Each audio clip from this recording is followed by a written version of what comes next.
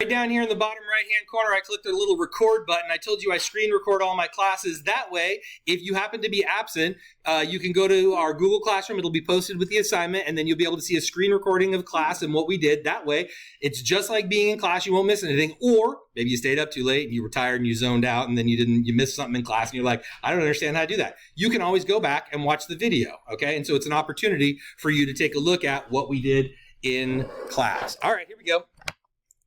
Let's get started. So today, we're going to be solving equations. The first thing I want you to do for this first problem, number 1, is I want you to draw a line, write down your equal sign here. One of the biggest things that I see students struggle with is keeping their work organized. So today our goal is to make sure that we have organized, crystal clear work. Okay, so draw a line down your equal side. Because equations have two sides, right? And we have to be very clear which side of the equation that we're working on. All right, what's the first step I do here? Just shout it out. Shout it out. Add 9. Okay, add 9 to both sides, but I got to start somewhere, right? Where do I start? Okay, well, that would be the end goal would be to isolate the variable, but where do I start? Okay, but where do I start? Before I can't add both sides, that's 2 steps. Give me the first step. Add 9 where? To the left side where the variable is. Okay, so here's the deal, right? I got to get rid of the -9 on the side where the variable is, because like Aiden said, I want to isolate the variable, so I got to get my numbers away from the variable. So I've got to add 9 here, and then I've got to add 9 on this side. What is it called math-wise? What's the fancy math name for whatever I did on one side, I got to do on the other side? In this case, I plussed on one side, so I got a plus on the other side. What's that called? Addition. Good. Addition what? It's addition property of something. The addition property of what? No, substitution is a good try. That's a different one. That's when we put something in for something else. What's that? No, close. Okay, addition property of? No, good try. Not substitution. Good. Substitution where we replace things. Associative, that's where we regroup things.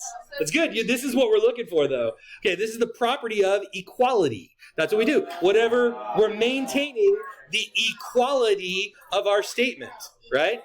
Think about it. If I had some things on both sides of a scale and I took 9 off of this side, right? This side's going to get lighter. So I got to take 9 off of this side, bring it back into balance. I got to maintain the equality. This is the addition property of equality. All right. So that's going to leave me with 4 x's over here. And then 15 plus 9 is 24. All right. Let me talk about something real quick. Listen. Okay. You see this right here? This 4 is a quantity number. Okay. Think of this x as in like a box with an X label on it, okay? And when I have 4 X's, I have 4 boxes of X, okay? But I don't want 4 boxes of X. I want to break those 4 boxes of X into 4 separate things. And if I break one side into 4 separate things, what do I have to do to the other side? I have to break the other side into 4. What's that called? What fancy math name do you think that would be called? The what? The what? The division property of equality. Very good. That's exactly what it is. So they're all properties of equality. There's 4 of them. Addition, subtraction, multiplication, and division, right? All right, good. Now, I want you to make sure you show me your cancels, okay? And then once we do this, we're left with x equals what? 6. Very good. Always box, circle, highlight your answer, because you want me to know what you want me to grade. If you don't tell me, I'm going to look at the wrong number, and then you're going to get it wrong. So make sure you tell me what you want me to grade, okay? All right, questions? I want your work to look like this. Neat, clean, organized. 2, 3, 4. You have 2 minutes. Ready, go. 2, 3, 4, pencils down. 2, 3, 4, pencils down. You have 2 minutes. Answers up. Something that I would encourage you to do. If you happen to not be done where we're at, okay, I wouldn't copy a whole bunch of stuff down because these answers will be on the video. What I would do is I would save that practice problem, try it later, and then you can always go back and check your work and see how you did, okay? But more practice problems gives you more opportunity to be successful. All right, let's take a look and see how you did. Your work should look like my work. See how nice and neat and organized with all the cancels my work is? Not just the bottom, not just the final sentence in your argumentative paragraph, but the whole paragraph from top to bottom should be nice and neat and organized and all that. Everybody good? Easy enough? Makes sense? We're clear? Okay, cool. All right, then let's move on to the next one. All right, so we are going to go on to number 5. Okay, so here's number 5. Now here in number 5, you can see that we have something called like terms, right? These are things that are the same. In other words, if I had here 12 boxes of X on one side of my warehouse, and then I was asked to ship out 7 boxes of X, could I do that? If I had 12 and I was asked to ship out 7, could I do that? Yeah, would I have any left over? How many would I have left over? 5, right? Okay, so what we want to do is we want to identify what problems we can do math with. One way to do that is with underlines. I like to do like underline, underline, double underline, because those are not like terms. So for this set, I want you to indicate to me what your like terms and not like terms are using underlines. And then we just talked about that would leave us with 5 boxes of X plus 23 is equal to 68. One of the things we want to do is we want to simplify both sides of our equation before we start solving. Simplify before we start solving.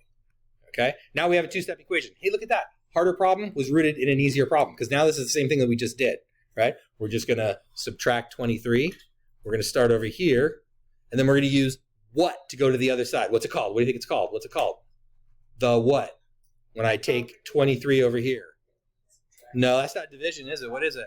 The subtraction. The subtraction property of equality. Very good. Exactly. Nice job.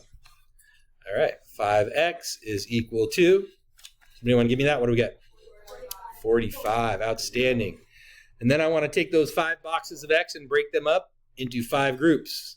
If I do that on one side, I got to do that on the other side. And that leaves me with 1 box of x equals 9 things. There's 9 things in that box. If I opened up the top of the box, I'd find 9 things in there. Cool? Make sense? All right. 6, 7, and 8, pencils down. You have 2.5 minutes. Okay? 6, 7, 8, pencils down.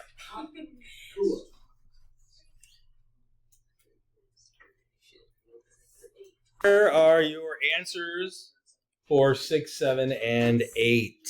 Take a look and see how you did.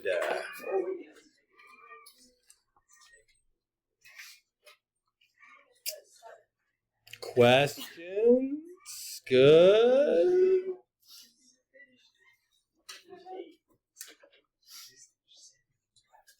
Good? Okay.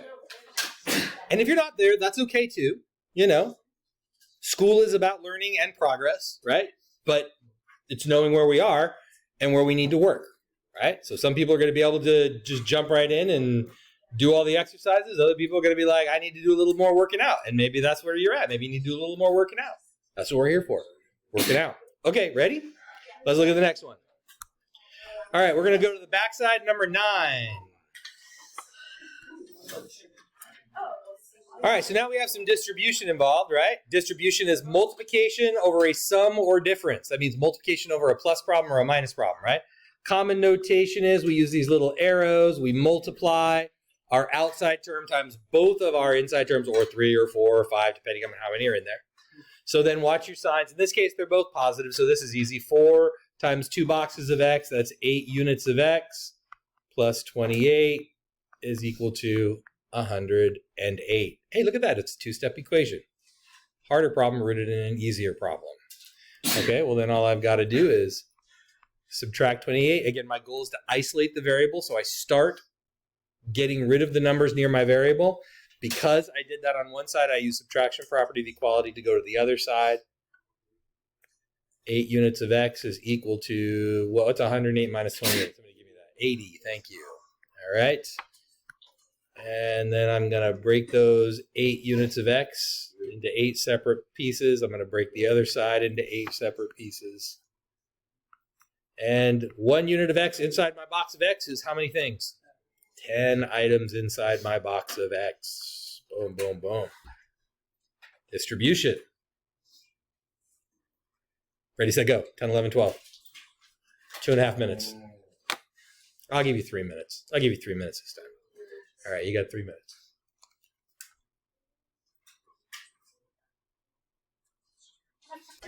All right, let's take a look. Here we go. 10, 11, and 12 should look like that.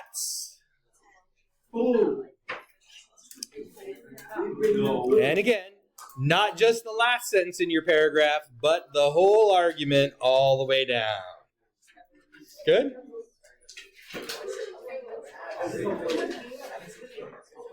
All right. One more set to do. Ready? Here we go. So, in your geometry problems, you're going to have a lot of times where you've got variables on two sides of an equation, all right? And I'm going to show you a little shortcut that I'm okay with in this situation. So we're actually going to do 14 together, all right?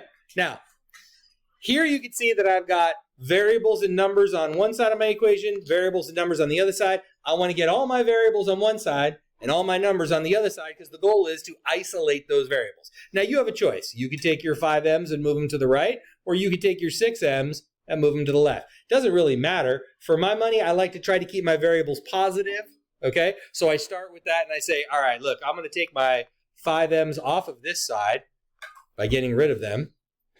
And then because I'm taking off of one side, I have to take off of the other side like that.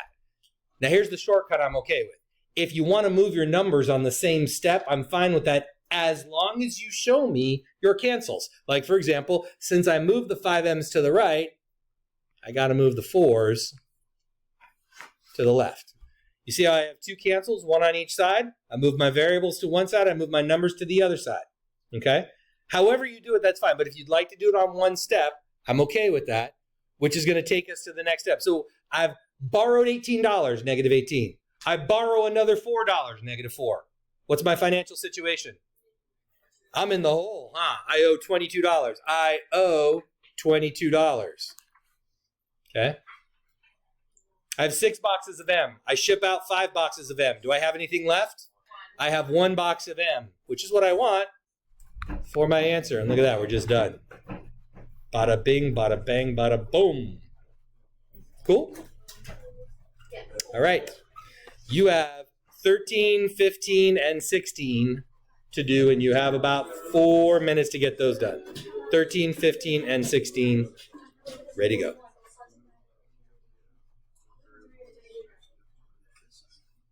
In 3, 2, psych.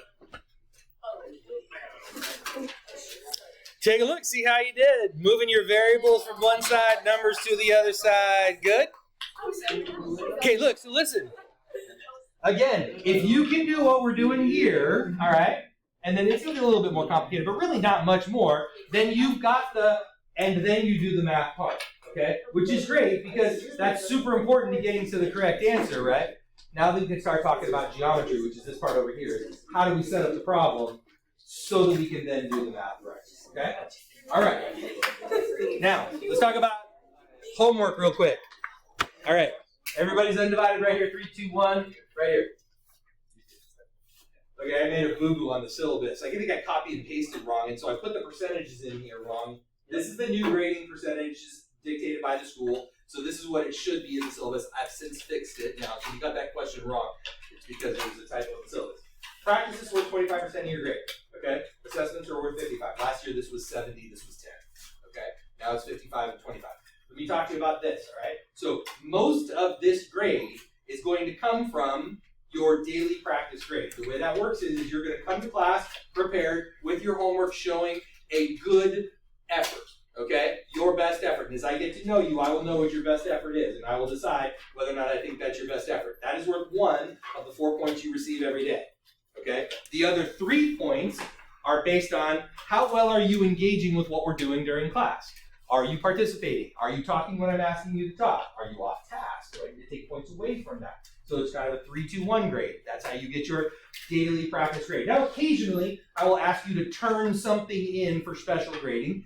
That will be turned in to me, and then that will get a special grade in the grade book, but it'll go into that practice category, and then we'll do our assessments as well. Okay, so this is your first homework assignment right here. This is due when I see you tomorrow, okay? And that will be your first best effort. So you're going to model this work just like we did here today. You got 8 homework problems to do, okay? All right, and then we'll go over these answers tomorrow here. 1, 2, 3, 4. You got a few minutes? You'd like to get started? You're welcome to work through the announcements. Feel free to get a little bit started. It's so right.